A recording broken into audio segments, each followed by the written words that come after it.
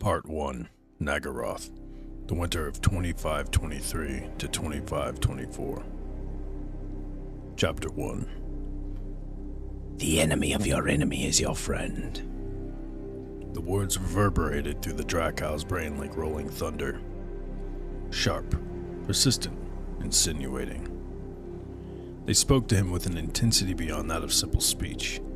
No sound could convey the depths of meaning and suggestion entwined within them. The Dracow stiffened in his throne of polished malachite and hydrahide, feeling the dried scales of the sea creak beneath his weight. From the corner of his eye, he gazed longingly at the tiny whalebone table and the bottle of dark wine resting atop it. The promise of release was almost too great to resist. A few glasses and he could silence a slithering inside his skull. Malus crushed down the urge, strangled it before the merest flicker of his desire could betray itself in his features. The wine would indeed ease the turmoil inside him, but the price for such peace was too high. More than the dark presence boiling inside him would be stifled by the brew. His own wits would be dulled, his own senses retarded by the liquor. He couldn't afford that. Not now, when he needed every last drag of cunning his mind could conceive. Look at it, Malus.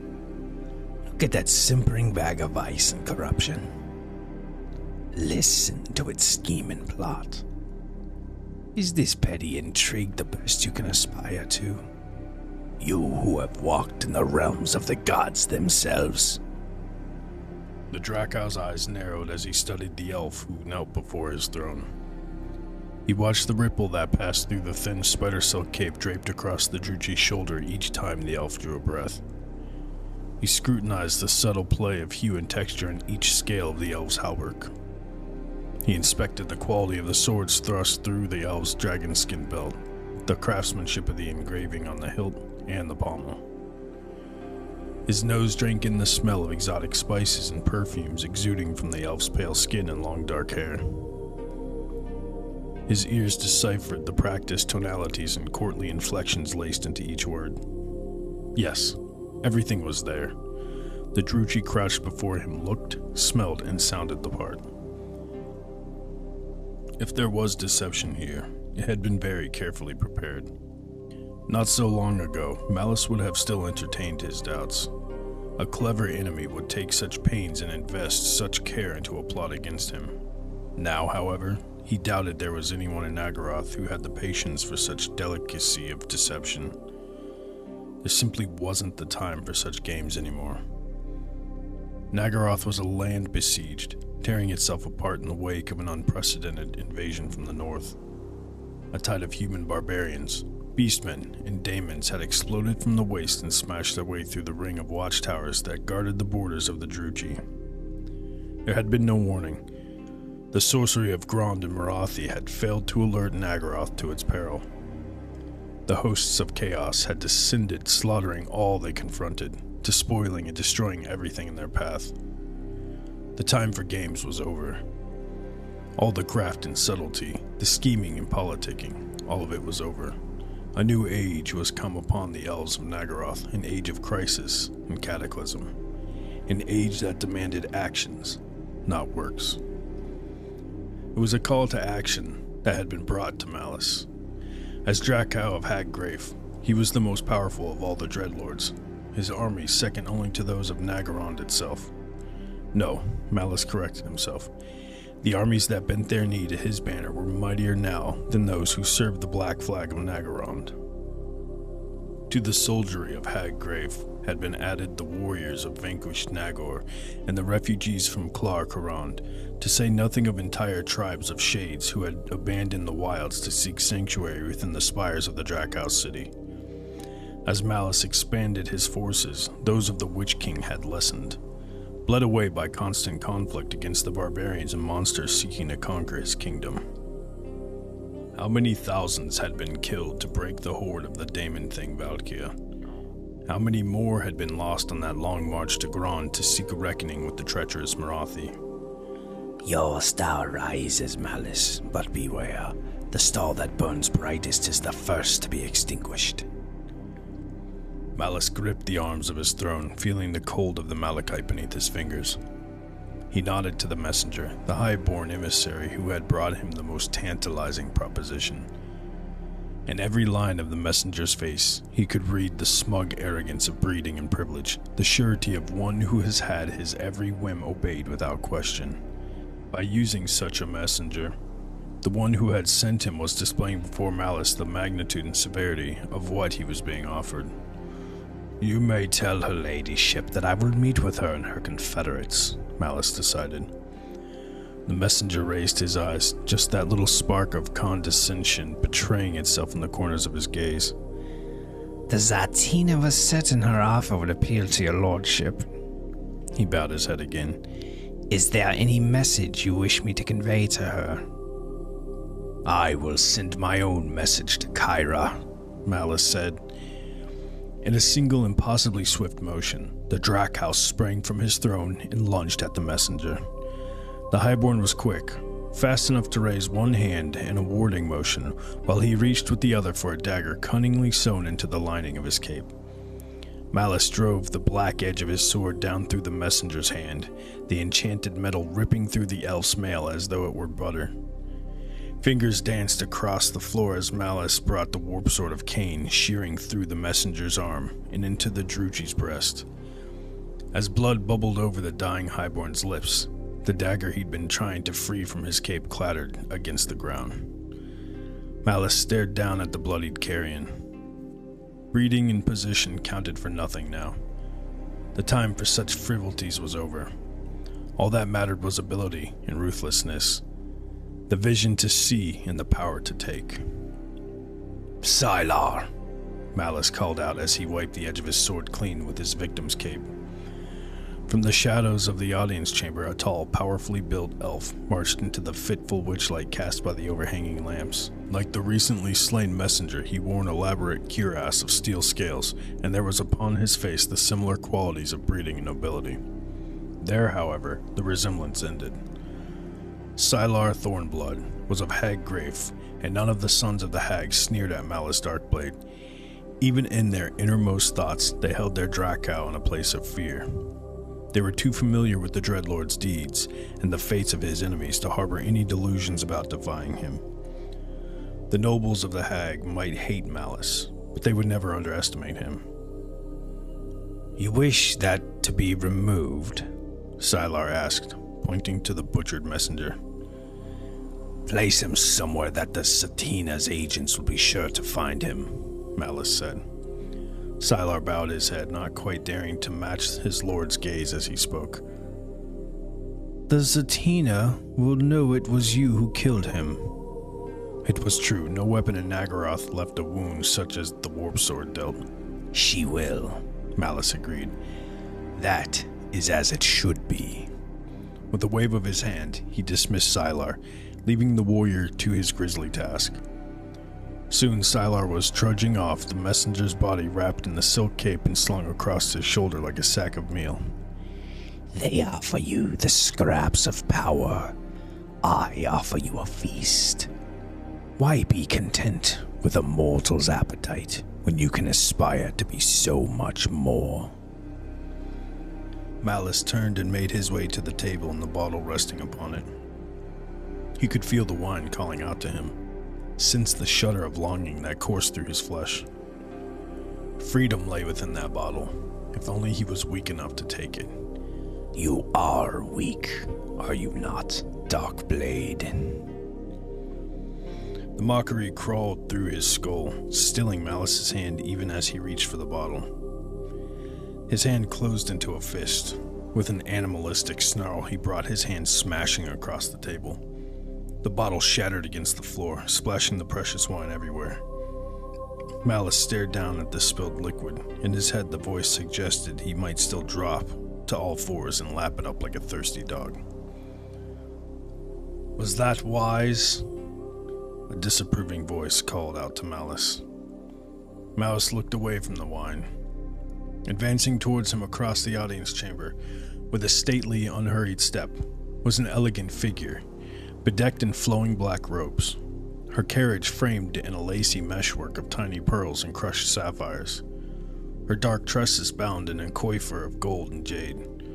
Her skin had an alabaster paleness beyond even that of most Druchi, telling of an existence spent without the attentions of even Nagaroth's sickly son.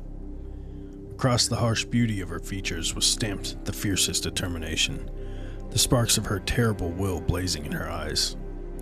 In aspect, the elf presented a vision of both desire and dread. "Hello, mother," Malus greeted the elf as he stepped away from the shattered bottle.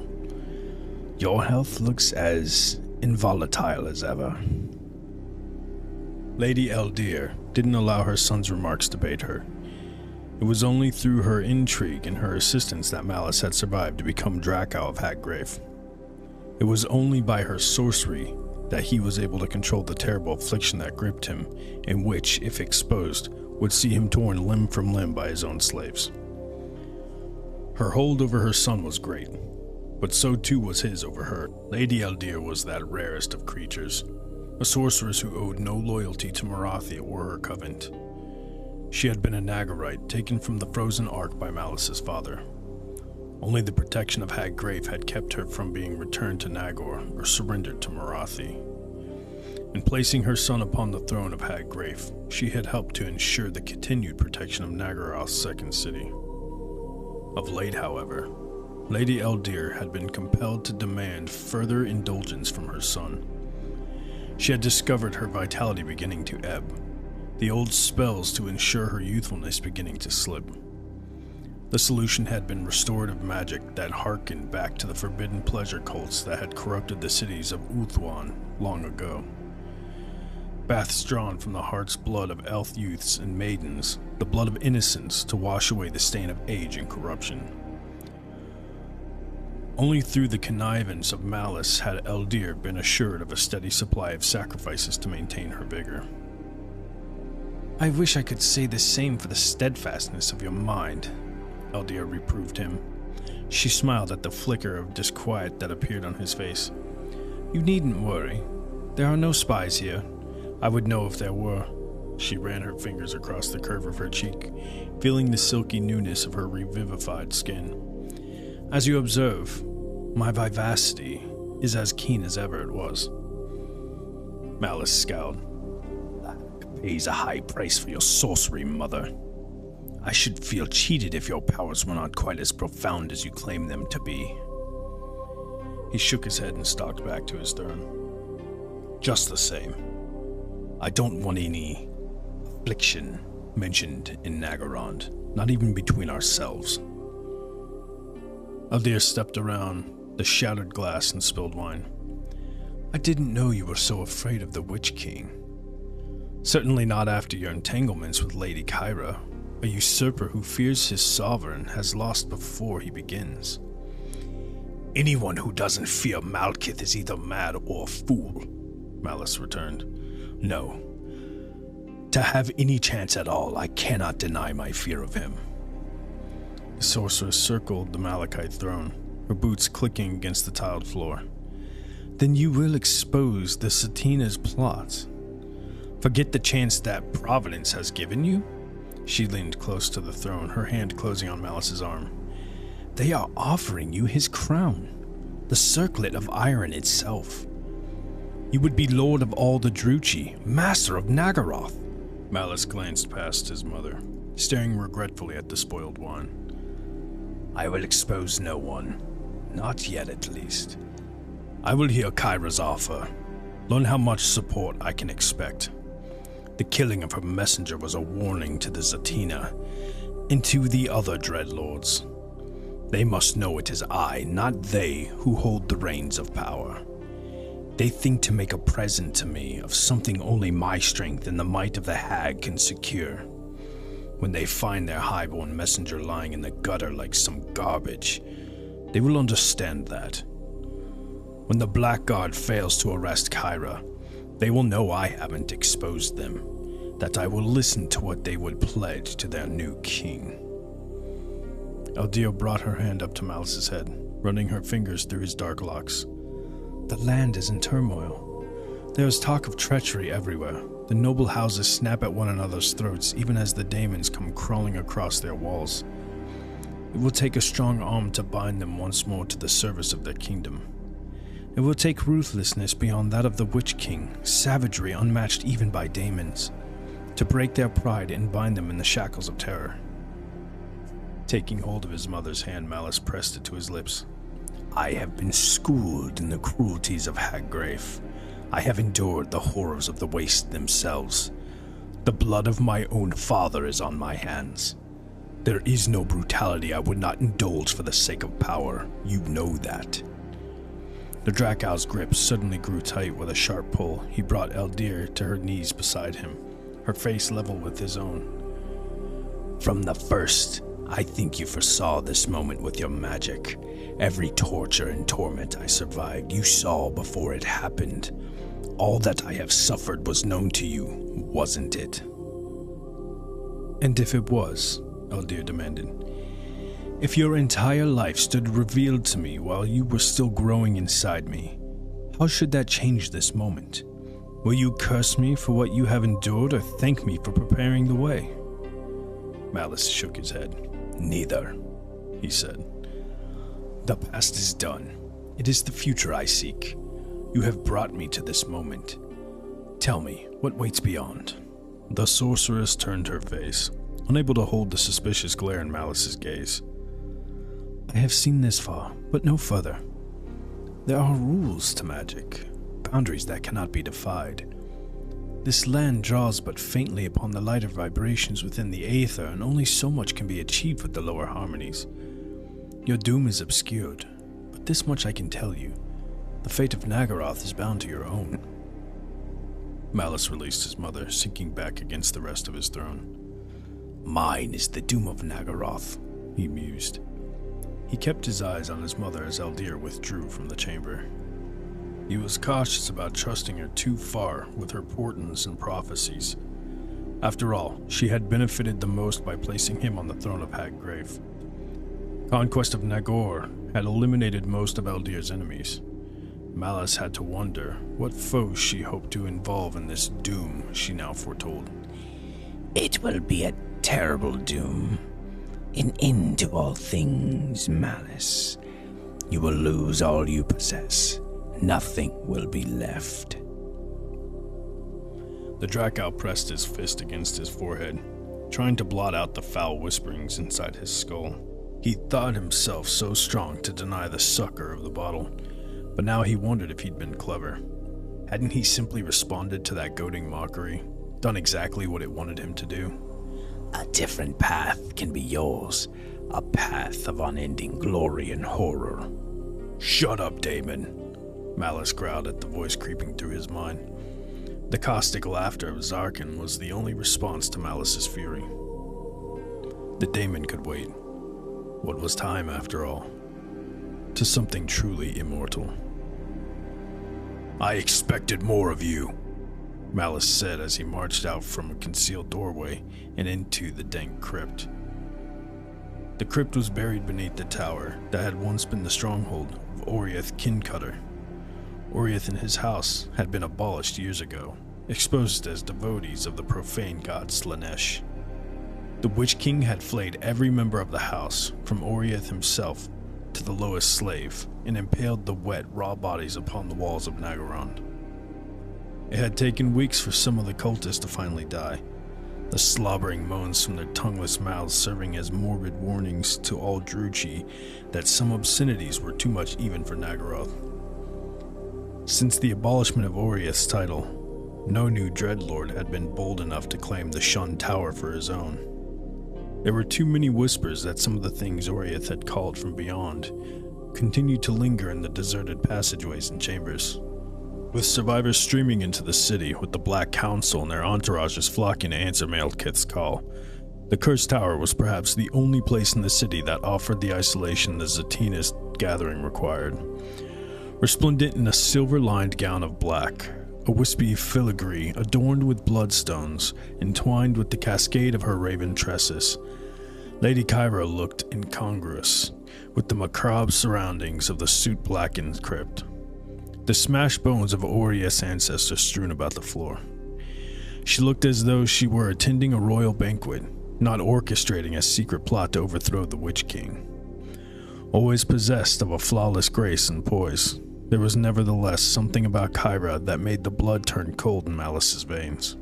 Looking past the beauty of her face, the enticing appeal of her body, there was a malignance ghastly even by the jaded standards of the Druchii. Gazing on Kyra for Malus was like watching some great spider spinning its web, always wondering if the trap was being spun for him. Malus had been fortunate to escape Kyra's web when it had been fashioned for him once before. Then he had been foolish enough to underestimate the Zatina, to think that sharing her bed gave him some immunity in her intrigues. It was a mistake he'd been fortunate to survive. Only by a shrewd piece of treachery had he been able to shield himself and leave the Witch King's wrath to fall upon Kyra. Kyra had been fortunate too. Malus felt his eyes drawn to the slender curve of the Zatina's right arm. It was covered in a sleeve of black adorned with sparkling diamonds and the shimmer of crushed pearl. There wasn't a real arm beneath that sleeve. It covered a surrogate carved from ivory. Kyra's real arm was adorning a spike on the battlements of the Black Tower. The price of Malekith's merciful indulgence. Being one of the Witch King's consorts, Kyra had rated such beneficent consideration. Kyra swept past the dozen nobles and highborns who were with her in the crypt. Even the least of her companions had an air about them that betokened outrageous wealth and power. They'd made some effort to conceal their rank by adopting simple cloaks and girding themselves in the plain armor of household knights, but they couldn't efface the stamp of their breeding from their bearing. Subtle variances in costumes suggested to Malus the slave markets of Karand Kar and the mines of Storog Kor, even the now desolate shipyards of Klar Karand. He even saw a bit of scrimshaw bone adorning the dagger of one elf that was certainly in the decadent style of Harganeth. Kyra had cast her web far to draw in such disparate conspirators. "I expected you to come alone," the Zatanna said, her eyes sliding past Malus to glare disapprovingly at his companions. "You forget, Lady Kyra. I know you," Malus reminded her. "I will be able to concentrate on our negotiations better if I know I have someone here to watch my back."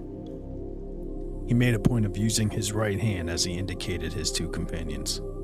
"Lord Sylar Thornblood of my household guard. Captain Vincerick's Quick Death, commander of the Knights of the Ebon Claw." Malus fought down a smile when he saw the slight flush that came into Kyra's face as he introduced Vincerick's. It was probable that the Zatanna knew she was his current companion. Was it possible Kyra was jealous? No, not true jealousy, just the bitterness of a spoiled child who sees someone playing with one of her toys. Malus would have to remind Kyra which of them enjoyed the dominant role in this conspiracy. "You killed my messenger because you worried if he could be trusted?" Kyra said. "Why should we believe your lackeys can keep a secret any better?" "Because they know that to betray me is to betray themselves," Malus said. "They each have powerful enemies. It is my strength that keeps them at bay." Malus marched toward Kyra, pausing before he reached her to run his mailed fist across a section of fire-blackened wall. When last he'd set foot in these crypts, those fires had been raging at full force, devouring the foul creatures Orianth had bound to his service. From the corner of his eye he watched Kyra, studying her for any trace of unease. He could find none. After what she had endured in these crypts, the hideous fate Orianth had planned for her, she must have ice water in her veins to come back. Perhaps that was exactly why she'd chosen this place. If anyone suspected her, they'd never think to look for her here. "The Dracow places great faith in his strength, and the might of the hag may be too much." The speaker was one of the supposed knights. Hearing his words, Malus recognized the voice as belonging to one of the elder sons of Dreadlord Gallier of Shraktak. Malus turned a withering look on the noble. "The might of Hag Grave is why I'm here, and you all know it. If you didn't need my armies, you would never have invited me into your confidences. Without the strength of Hag Grafe, you have nothing. Angry hisses and grumbles rose from the conspirators, idle threats and empty curses that Malus brushed aside like buzzing insects. Before coming here, even before he had cut down Kyra's messenger, he'd carefully considered every angle. This conspiracy had been hatched without any intention of including him. Likely it had been started as an opportunistic play to take the crown when Maelkith failed to return from Grond. The Witch King had spoiled those plans, however. He survived and came back, putting Kyra and her allies in the worst possible position. A revolt all ready to unfold, but without the military might to keep what was seized. "You are sure of yourself, Dracow," Kyra said. "Only necessity would make you welcome me back into your arm," Malus answered. The look of total hate Kyra darted at him was so black that Sylar took a step towards the Zatina. Malus waved him back. He'd read the situation right. Kyra did need him, and would put up with anything until it was no longer the case. "The Witch King is weak," one of the nobles declared. "The tyrant's grip falters. He failed to destroy the Daemon Consort Valkyr. He lacked the courage to relieve Clark Harand. He couldn't even bring himself to execute Marathi for her treason. He can dominate us no longer." Malus paced across the crypt, digesting the noble's treasonous words. There was truth in them, even divorced from the greed and hate that made them so enticing. Never in Malus's lifetime had Maelkith been pressed so closely by his enemies. Driving off Valkyria's horde had taxed his strength, while confronting his mother and Grond had tested his will. He was weakening, even as the might of Nagrand was weakening. Jackals like Kyra's allies could smell it, slinking ever closer to seize whatever they could take. "But if the Hag were to support Maelkith, if my armies were to flock to his banner, who would dare oppose him?" Malus enjoyed the looks of horror that crept onto the faces of Kyra's allies. "You would not side with the Black Tower?" one of the highborn gasped. Malus stopped pacing, let his fingers scrape across the scorched lid of a sarcophagus. "Not unless it was in my best interest." He turned toward Kyra. "You invited me here to make a proposal. What am I promised should my army support your cause?" Kyra's eyes were as cold as a glacier when she answered the Dracow. "I think you have already decided what you want." "What I demand," Malus corrected her. "What I demand is the circlet of iron. What I demand is rule of Nagaroth. In exchange, I will support your own claims against your enemies and rivals." "Agreed," Kyra said. Her answer came much too hastily for Malus's liking. "We will acknowledge you as our king, but if you would be king, you must remove the current one." "Maelkith's armies cannot oppose my own," Malus said. "Your armies cannot fight Maelkith and protect the land from the hordes now despoiling it," Kyra told him. "It will take all the strength of Nagaroth to drive them back this time. If we spend our blood fighting among ourselves, everything will be lost. No, Malus Darkblade, it is not your armies alone that we need. We need you. We need the one swordsman in all Nagaroth who can do what must be done. You must kill Maelkith, the Witch King."